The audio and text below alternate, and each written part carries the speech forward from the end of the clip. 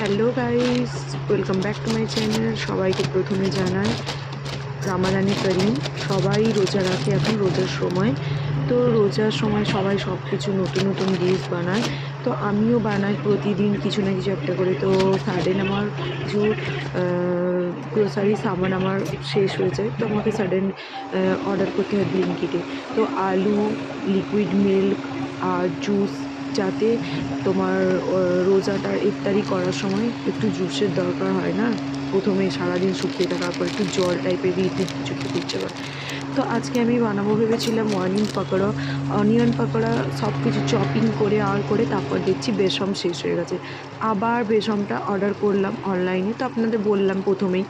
তো তার সাথে আমি আজকে বানিয়েছি চিকেন পকোড়া। চিকেন পকোড়াতে কী লাগে আপনারা সবাই জানেন, এর আগেও আমি এর রেসিপি দিয়েছি। আবারও যদি চায় আমাকে, আমি তাও বলে দিচ্ছি, যদি আপনাদের ডেসক্রিপশন বক্সে চাই তো আমাকে কেউ না কেউ কমেন্টস করবে, তো আমি লিঙ্ক পাঠিয়ে দেবো বা জানিয়ে দেবো ডেসক্রিপশন বক্সে।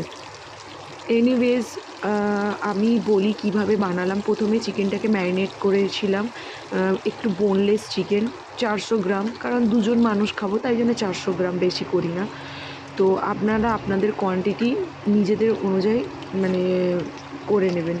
তো কিভাবে ম্যারিনেট করতে ওটা আর বললাম না, কিন্তু আর যদি তোমাদের মনে হয় যে কেন বলছি না, তো তাও ঠিক আছে, আমি জানিয়ে দিচ্ছি। ম্যারিনেট করতে গেলে প্রথমে হচ্ছে লেমন জুস দিয়ে একটুখানি বা ভিনিগার দিয়ে, বাড়িতে ভিনিগার যদি থাকে তা প্রথমে মাখিয়ে নিতে হবে। তারপর টক দই, জিঞ্জার গার্লিকের পেস্ট, তারপর প্রত্যেকটা মশলা একটু একটু করে দিয়ে, আর একটা এগ ফাটিয়ে ওর মধ্যে দিতে হবে। আর তারপর একটু কর্নফ্লাওয়ার আর একটু ময়দা, না হলে ময়দা না থাকলে আটা দিয়ে দেবেন, বা আটা যদি না থাকে ময়দা দিয়ে দেবেন। আর এগটা এই কারণেই দেওয়া হয় কারণ যাতে চিকেন পকোড়াটা একটু মানে সফট হয়। তো যাই হোক, আমি এইভাবে ম্যারিনেট করে রেখেছিলাম। তারপর আস্তে আস্তে গরম তেলের মধ্যে ছেড়ে দেবো, হয়ে গেল।